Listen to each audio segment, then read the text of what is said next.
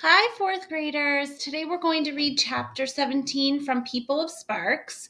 I just wanted to make sure that we all understand what you're supposed to do in your ongoing reading document today. So you are going to create a timeline or some sort of chart to show all the places that your character has been and then the conflicts, which are the problems that arise or that your character encounters in each setting that your character is in. So, for example, in the People of Sparks, we know that Lena was in the village of Sparks. One conflict that was a problem for everybody in the village is that 400 people arrived from the city of Ember.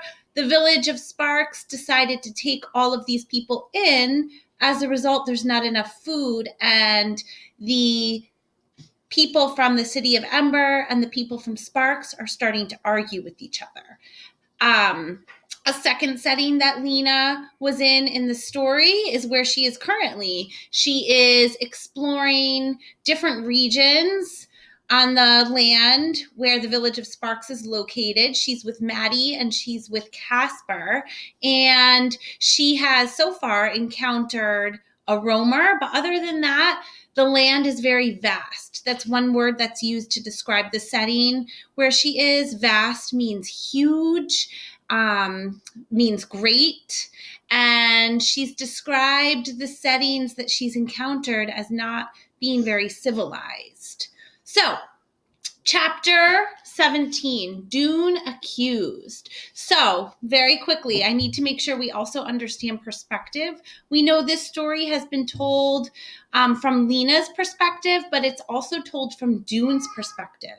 So, because of this title or this chapter heading, we know that Dune is going to be telling the story. Thinking about setting, we know he's back in the village of Sparks. Dune accused. Accused means that somebody says you've done something, whether you have done it or not. So that tells us that there's going to be more conflict going on in the village of Sparks. Dune accused.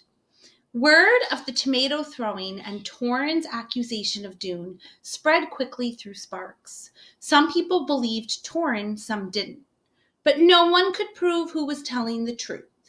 Torrin said he'd seen what he'd seen in the middle of the night when he couldn't sleep and took a walk to the field to look at the stars. Dune said he'd been home all night, sleeping, and that his father and the others in his room knew it.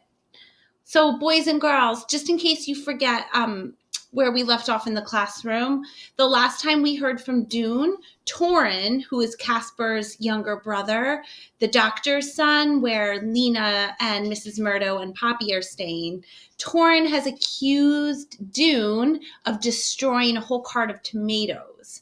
And Dune says he did not do it. So right now we have Dune from the people of Ember saying he did not destroy the tomatoes. And then we have Torrin from the village of Sparks saying he saw Dune do it, which is going to increase the conflict going on between the people of Sparks and the people from the city of Ember. But people said he could have slipped quietly out without anyone knowing, couldn't he? He could have gone down there and done his mischief and come back, and they all would have thought he'd been sleeping the whole night. At noon that day, when he and the others showed up at the Partons' house for their midday meal, no one spoke to them. Martha let them in, and they sat down at the table where places had been set for them as usual. Dune's father said good day, and Mrs. Polster said, "How are you?" And Miss Thorne and Edward Pocket looked around at the family's stony faces and tried to smile. Ordney put food on their plates. Was it an even smaller amount than usual? And passed the plates to them. Kenny ate tiny mouthfuls. His eyes darted nervously from face to face, but no one spoke. Finally, Dune's father said, "Excuse me, but perhaps there's been a mistake." Martha looked at him coldly. "I don't believe so," she said. "Perhaps you're thinking," Dune's father went on, "that my son Dune actually did what he has been accused of." "In this household," said Martha, "we do not approve of wasting food." "Neither do we," cried Dune. "I would never do such a thing. I didn't do it." All eyes turned toward Dune. He could feel a red flush rising in his face. "Really," he said, keeping his voice calm. I didn't. Who did then? Said Orny. I don't know, said Doon. No one knows, said Mrs. Polster in her firmest voice. Certainly we aren't going to believe the word of one unhappy little boy against the word of this young man, who has proved himself so outstanding. And boys and girls, back in the classroom, we talked a lot about Torin and who he is as a person. And one thing that we were starting to talk about when we left off in the classroom is that perhaps Torin is the one that destroyed all the tomatoes. We know that Torin is an unhappy boy. We know that he's upset that Lena snuck into the cart and went with Casper and Maddie. We also know that Torin is jealous that Lena's with Casper because Torin thought that his older brother Casper would be taking him in the cart with him the next time that he visited home. And Casper laughed at Torin for thinking that. So Torin is very mad. He's very angry. He's unhappy, like it mentions in the book. He's also very jealous of Lena and of Doon for the attention that they've received by the people of Sparks ever since they arrived from the city of Ember. Why not, said Martha. Torin Crane is a decent boy, as far as I know. I don't see why you call him unhappy. All you have to do is look at him, Mrs. Polster said. Miss Thorne nodded. I do think she's right, she murmured. Well, one of you people must have done it, Martha said. Certainly none of us would have. Nothing has been proved one way or the other, said Doon's father. It would be unfair to draw any conclusions. There was an uncomfortable silence. Everyone focused on eating. When it was time to leave, Kenny passed the food parcels, and as he handed one to Doon, he silently mouthed 3 words. I believe you. At least one person was on his side, Doon thought. It made him feel better, but only a little. In the end, because it was one person's word against another's, and there was no proof either way, nothing was done. Officially, the identity of the tomato thrower remained a mystery. But the effect of all this was to make the people of Sparks and the people of Ember even more resentful and suspicious of each other than they had been before. Doon felt unfriendly eyes following him wherever he went. Okay, thank you, Maddox. My son has been working on a Lego creation, and he's very proud of it, so he wanted to come show you. Okay, go back and play, okay? Okay. At first, he tried to explain when people glared at him that way. He spoke reasonably. Why would I get up and walk all the way into a field in the middle of the night to throw tomatoes at a wall, he said. It doesn't make any sense. But people didn't seem interested in reason. He was one of them, and that meant he was strange and might do anything. So Doon stopped trying to explain. He kept his eyes on the ground and ignored the people who muttered darkly as he passed by. It wasn't just Doon who suffered from the tomato incident. It was all the refugees from Ember. Sometimes the villagers called them names right out loud on the street.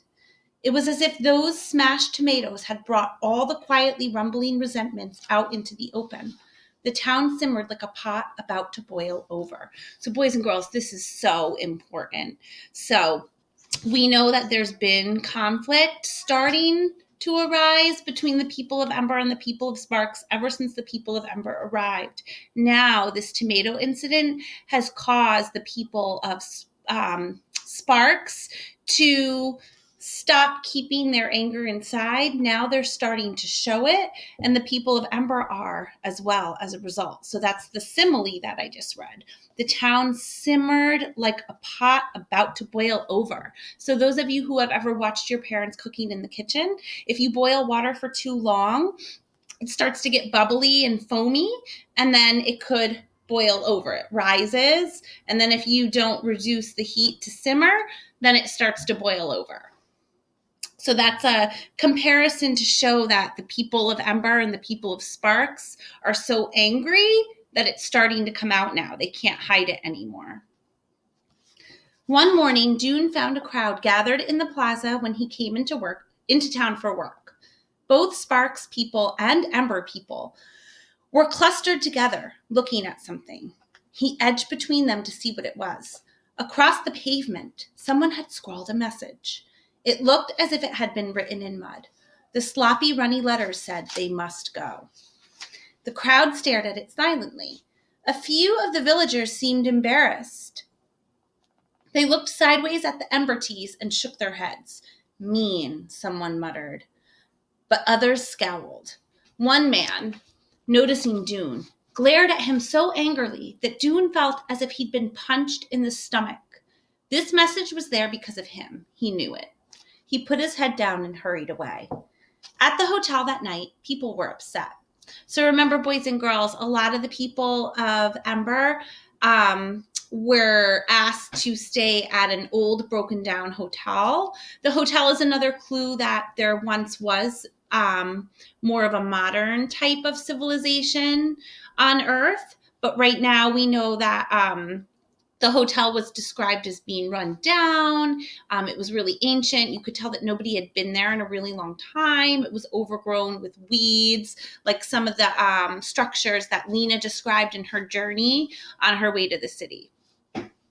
They clustered in buzzing groups out by the front steps, talking about the words painted on the plaza. Dune saw Tick striding among them, speaking with everyone, his face flushed and his eyes glittering. So remember, boys and girls, Tick is a character that Dune really admires. He's from the city of Ember, and he's a leader. When he came toward Dune, he paused. "They've turned against us," he said. "I knew they would. We mustn't stand for it." And he plunged back into the crowd. A day passed, and then another. The sun blazed down, but Dune felt as if darkness had invaded him.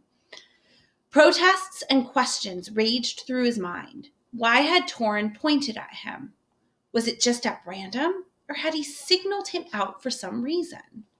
Why did Chugger believe Torin and not believe him? Who had written the muddy message on the bricks of the plaza? Lena did not return, and this added to Dune's glumness. According to the note she'd left Mrs. Murdo, she should have been back by now from wherever she'd gone. Dune's feelings about her were divided between worry and anger. He tried not to think about her, since there was nothing he could do. Whenever he had a free moment, he holed up with a book and tried to forget about what was happening in the village. Edward Pocket brought him a steady supply. Edward was obsessed with his job. Every now and then, Dune would ask him how it was going, and Edward would get a feverish look in his eyes and say, "It goes by inches, young Dune, by millimeters. I've done this much." He held his thumb and forefingers a tiny distance apart, and "this much remains to be done." He stretched his arms as far apart as they would go. "It's a gargantuan task. I press forward, but will I finish in my lifetime? It is doubtful." His fingers black with dust, he often came home in the evening later than the workers who went into the village, and he was so tired by then that he usually went straight to bed right after dinner, even though it was still light. Boys and girls, in case you forget, Edward Pocket's job is to organize through very old books that were found in the city of Ember. Dune would hear him mumbling in his sleep inside the closet. He would make sense of only a few words. "Caterpillars," Edward would say. "Cathedrals, cattle, chemistry, Christmas." Then he'd groan and thrash about, banging his bony limbs against the closet door, and go silent for a while. When he muttered again, he'd go on to a different letter. Hamlet, Harry Potter, Hawaii, heart surgery, hippopotamus, hog farming. Wow, boys and girls, these are more clues that this story that we're reading possibly takes place, or the author intended it to take place, in the future from where the time period where we are now, especially because we're hearing things like heart surgery, Hamlet. Those are all from our time in our world. Dune imagined that Edward's mind was so stuffed with information by now that there wasn't room for any more, and the excess had started leaking out in the night. Sometimes Dune passed the Sparks School on his way to work in the morning. It was a small building with wide open porch all around it, where the students often sat to do their lessons. The children of the village, there weren't very many of them, went to school only a few hours a day, and only until they were 10 years old. Kenny Parton went there. He would wave to Dune when he saw him going by, and before the trouble with the tomatoes, the other children would look at Dune curiously, a few of them smiling. But the first time Dune passed the school after the tomato trouble, he saw 15 or 20 cold-eyed faces turn toward him. Someone shouted, "Get out of here!" And someone else threw a crumpled wad of paper over the porch railing at him. He walked faster, looking straight ahead. A moment later, he heard the teacher scolding the class for rudeness, but not very sternly. The next day, as Dune and the others arrived at the Partons for lunch, Kenny peeked out from behind a corner of the house and beckoned to Dune. His eyes wide, his voice softer and more timid than usual, he said, "You know at school yesterday?" Dune nodded. "I was sorry they yelled at you," Kenny said. "They shouldn't. You didn't do it." "How do you know?" said Dune, who was feeling crabby just then at all residents of Sparks. "Maybe I did." Kenny shook his head. "No," he said, "I don't think so." "Why not?" said Dune. "I can just tell," said Kenny. "I can tell about people." "You wouldn't." He gave Dune a quick, shy smile.